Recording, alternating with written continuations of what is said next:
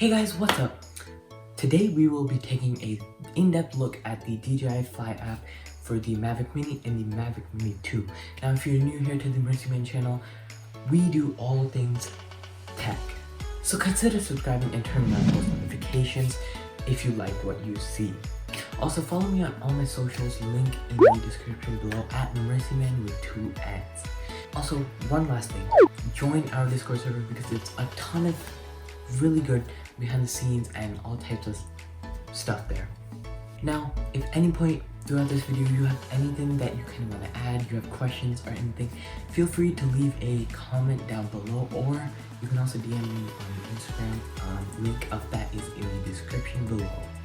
So now, let's get right into it. Alright guys, so let's get right into it. I'm going to be moving decently fast, so pause the video if you need to understand something in more depth, and we have a lot to cover in this video, so let's get right into it. So first off, to connect the controller and the drone together, all you have to do is power on the controller, power on the drone, and then those two will connect, and plug in your phone into the controller, and then the Go Fly button will pop up and you'll be set. Now before we get into that, let's quickly walk over other things we will see on this first home screen type thing. Over here in the red highlighted box will be where you'll see notifications for any updates that you might have to make before you go and fly. Make sure to do those updates first, and make sure to always just take a quick glance there and make sure you have all your updates done. So after that, we press Go Fly and it takes us to the main menu. So now let's go there. Alright guys, so after pressing Go Fly, we get greeted with the main flying home screen or menu.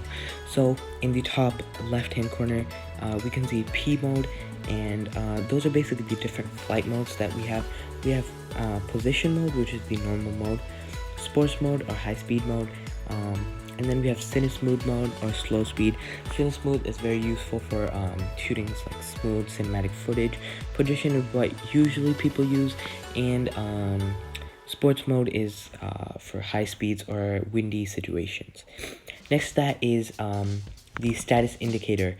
Right now it says takeoff permitted, but there are many other things that pop up there. We can click on this to see the pre-flight check also. Currently that shows as normal, and that's what you want before you take off. Underneath that, we can see the auto return to home altitude. This is basically how high the drone will go before it starts coming back, and you should just set this based on whatever the highest. Just make sure it's higher than the tallest building or tree in the area you're flying. Underneath that, we have the max altitude and max distance. I keep max altitude at 400 because I am in the United States, and that is the legal limit there. And the max distance you can just set whatever you like. Just base it on your comfort zone and how far you want the drone to go. After that, we have the storage location, which it shows SD card, and next to that it shows the amount of space available on the card, as well as the blue button in the above that is where you can format the card. If you don't know what formatting a card means, it means deleting everything on the card and reformatting it to the correct format. Do that if you have a brand new SD card. Don't do that with an SD card with stuff on it. So after that, let's move on towards the left top right hand corner. We can see there's a circle with a green ring going around it. That is the battery indicator. So currently this battery has 80%. We can click on this. We can see how much time we have left till return to home, till forced landing, and until the battery is completely dead. And you don't have to open that menu to know how much time you have left flying. It's just next to the ring. Right now it shows 00 because I am not in flight, but when you're in flight it shows a time over there. After that, next to that we have the RC strength. Currently it shows RC strength as strong, 5 bars is strong, and 1 bar is weak. So just keep a check on that. If you feel some lag coming your way in your video feed or something, check on that. And then finally, after this is a pretty important part, GPS satellites, and it shows a number small next to the icon when the menu is not open, but if you need to see that number more clearly, it opens up here. Personally, I think you guys should at least have like 14 GPS satellites for a good flight before taking off. Right now it says moderately strong at 10. At 14 it's strong enough, and you should not have any problems in terms of lag and stuff like that. Moving on towards the left middle, we have this single button here. This is the takeoff, landing, and return to home button. Here you just hold whatever button shows up, and you can either take off if you're on the ground, or land and or return to home, depending on how far you are from where you took off. And now let's move on towards the left bottom corner. We have the map button. This map lets you know flight trajectory, like your flight path, where you've flown so far, and where the drone is currently and where you are currently. Personally, I really haven't used this in flight, but it's a good thing to know that is there if you ever need to know, and some of you guys may find that useful. And then after that, next to that, we have the how high you are currently, and on top of that, in smaller numbers, you have how fast you're going, either up or down. And again, if you are in the USA, you want to stay under 400 because that is how high you can legally go. So just keep a check on that. As well as next to that, we have the distance, and as well as we have the distance next to that, and above the distance we have how many miles per hour you're going, either forward or backwards. This distancing is good to know to make sure you don't fly too far, and it's really important to keep a check on how far you're flying so that you don't lose connection with the drone.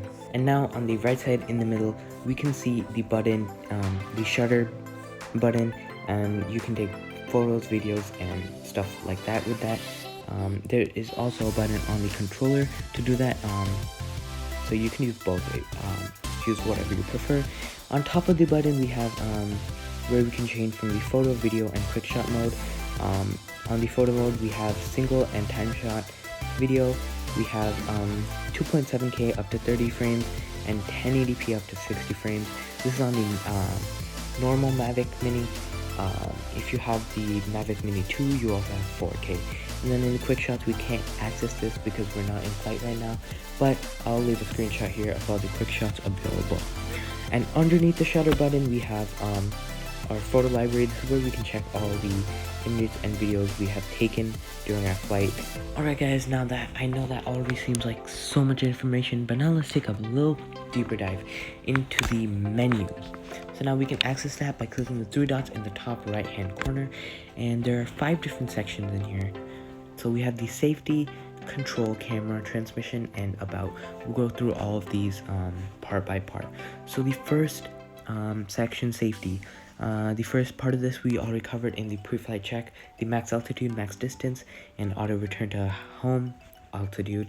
Over here you can click the update home point, and that will update the place the drone will land based on where the controller is.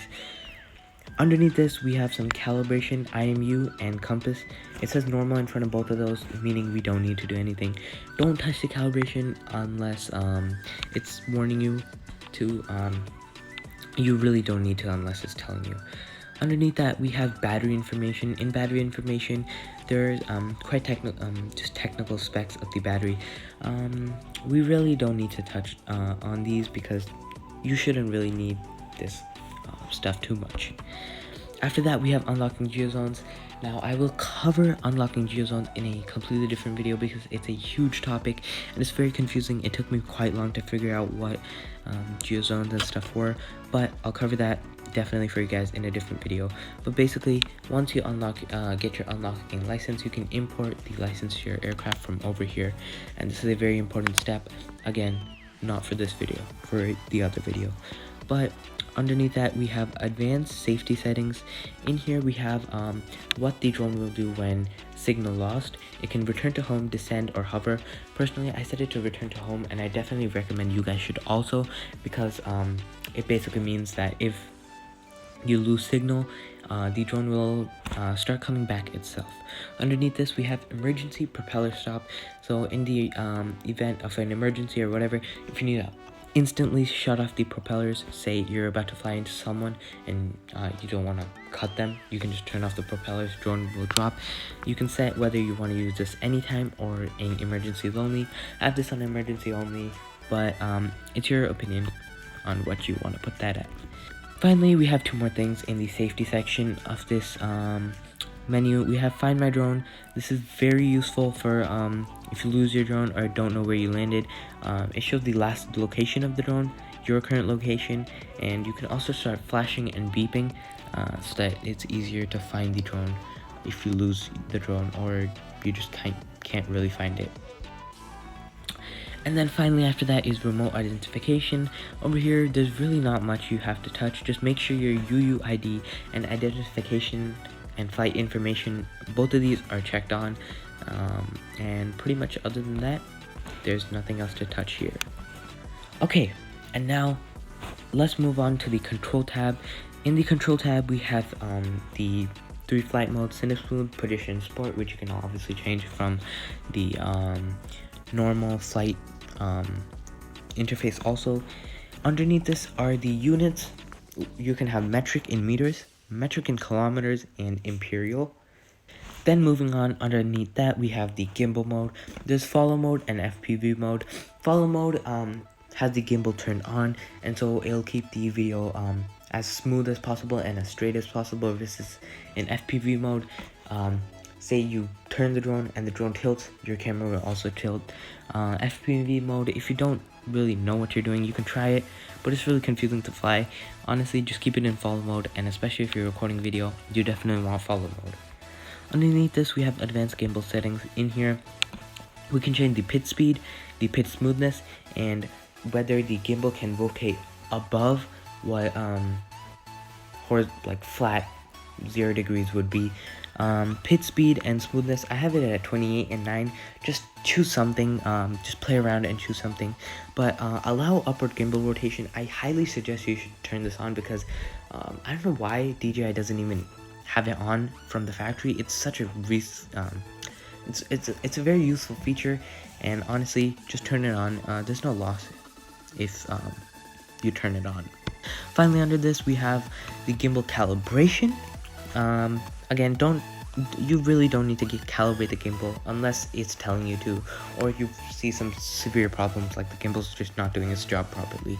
Underneath that, we have recenter gimbal. This is a useful one. If the gimbal is kind of stuck in a position which is not straight, you just press recenter gimbal and it'll bring it back to the center position.